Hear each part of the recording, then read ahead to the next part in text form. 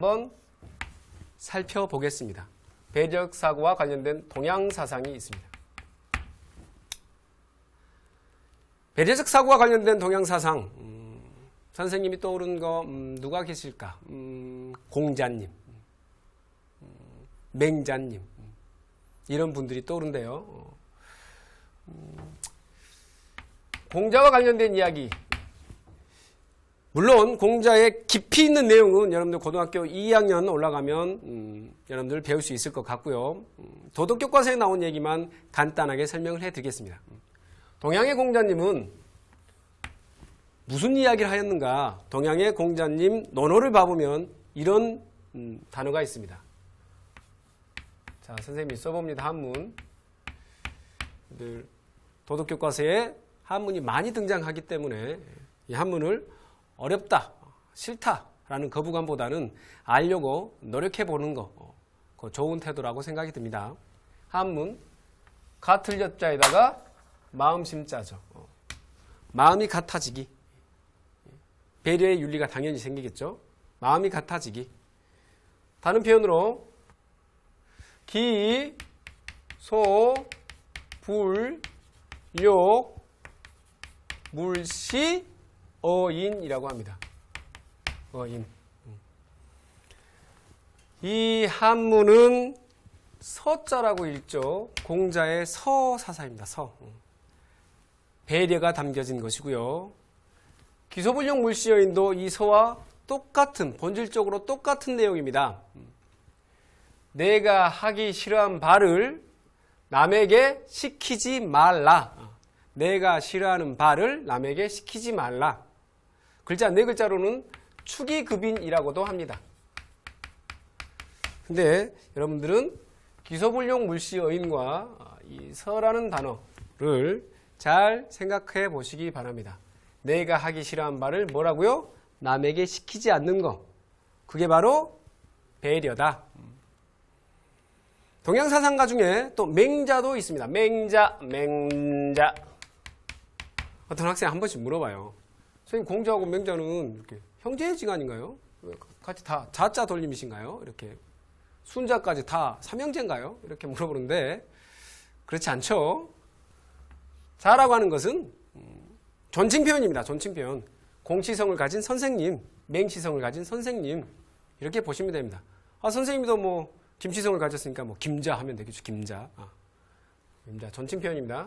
맹자 같은 경우도 여러분들 그 동정심 이야기를 합니다. 감정 이야기를 하는 것이죠. 인간은 선하다. 그 이유가 뭐냐? 인간한테는 모두 다 동정심을 지니고 있다. 동정심. 물론 맹자는 동정심이라는 표현을 쓰지 않고 측은지심이라는 표현을 썼죠. 측은지심. 측은하다. 측은하다는 표현은 지금도 씁니다. 길거리에 지나가시는 아주 나이 많이 드신 어떤 할머니가 박스를 줍고 이렇게 딱 리어카를 끌고 이렇게 올라갔을 때 좀 이렇게 느낌이 있죠. 측은한 느낌. 그걸 바로 우리는 측은지심이라고 하죠. 맹자는 우물가에 기어 올라가는 어린아이를 그냥 어떻게 지나칠 수 있겠냐? 그냥 지나칠 수가 없다. 그냥 지나칠 수 없는 거. 다시 말 우물가에 어린아이가 끼끼끼끼 이렇게 올라가는데 이런 거 있죠. 이게 바로 측은지심이라는 것이고 요즘식으로 말한다면 그게 곧 동정심이겠죠. 그렇죠. 이게 다 뭐다? 감정을 바탕으로 한 생각이죠. 그렇죠. 공자. 감정을 바탕으로 한 생각들, 서의 정신들. 이게 동양의 배려적 사고의 대표적인 것이다. 다음에 서양으로 갑시다. 선생님, 서양은 대부분 이성적 사고잖아요. 서양도 있습니까? 서양에도 대표적인 감정을 바탕으로 한 배려의 윤리 철학자들이 있다. 너무 깊게는 알 필요는 없고요. 그냥 참고적으로 교과서에 등장한 몇 분만 간단히 설명해 드리겠습니다. 서양에서는요, 여성의 배려의 윤리를 얘기했던 길리건과 나딩스, 나당이라 썼네요. 나딩스. 길리건과 나딩스가 배려 윤리로서 남성의 철학인 배려하지 않는 남성의 이성적인 거 이런 것으로는 도덕적 문제가 해결되지 않는다. 여성적 측면에 배려의 윤리가 필요하다라는 측면의 이야기를 했던 분이고요. 다음에 서양하면 선생님이 떠오른 유명한 철학자, 영국의 철학자 데이비드 휴메입니다. 휴. 동양의 동정심의 철학자가 맹자가 있다면 휴는 서양의 동정심의 철학자다. 그래서 휴를 공감의 윤리학자, 동정심의 윤리학자 이렇게 이야기를 합니다. 자, 이와 같이 감정과 관련된 동양과 서양의 배려적 사고를 여러분들은 살펴봤는데요. 이 감정도 너무 오버한다 할까요? 너무 이렇게 넘쳤을 때는 오히려 타자한테 기분 나쁠 수도 있다. 예를 한번 들어볼까요? 철수가 예를 들어 다리가 몸이 불편해요. 그래서 휠체어를 가지고 이렇게 학교를 가는데 그를 지나갔던 영희가 측은지심, 배려의 정신이 갑자기 생겨서 철수의 휠체어를 밀어주려고 하는데 철수가 기분 나빠한다. 왜 그럴까요? 모두 다 그 많은 감정들을 다 받아둘 자세가 없을까요? 그것보다는 감정을 상황에 맞게 잘 배려적 사고를 해야 되지 않을까라는 측면에서 그런 어떤 일화가 나온 것 같습니다. 그러려면 여러분들 감정은 어떻게 해야 된다? 적절한 감정을 사용해야 된다. 적절한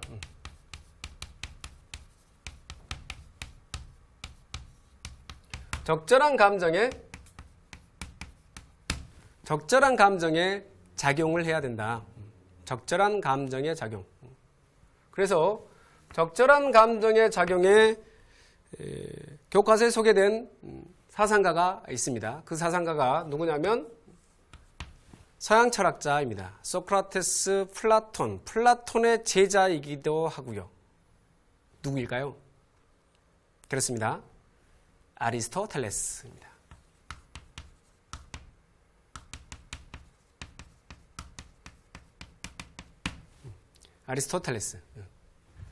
아리스토텔레스는 인간의 감정을 어떻게 한다?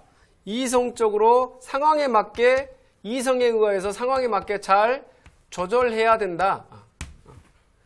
감정을 조절해야 된다. 그 조절된 상태를 뭐라고 하더라? 중용이라고 하더라. 이 중용을 어떻게 해야 된다? 어떻게 해야 한다? 중용의 습관적으로 해야 된다. 중용의 습관화까지 이야기를 하지요. 감정을 상황에 맞게 적절하게 표현할 줄 알아야 된다. 감정이 너무 없는 것도 중용이 아니고 감정이 너무 지나치는 것도 중용이 아니라는 겁니다. 중용은 여러분들 그 산술적 평균이 아니에요. 산술적 평균이 딱 중간의 숫자적인 거. 1,000원과 0원의 중간 500원. 이게 중용이다. 그런 게 아니라는 거예요.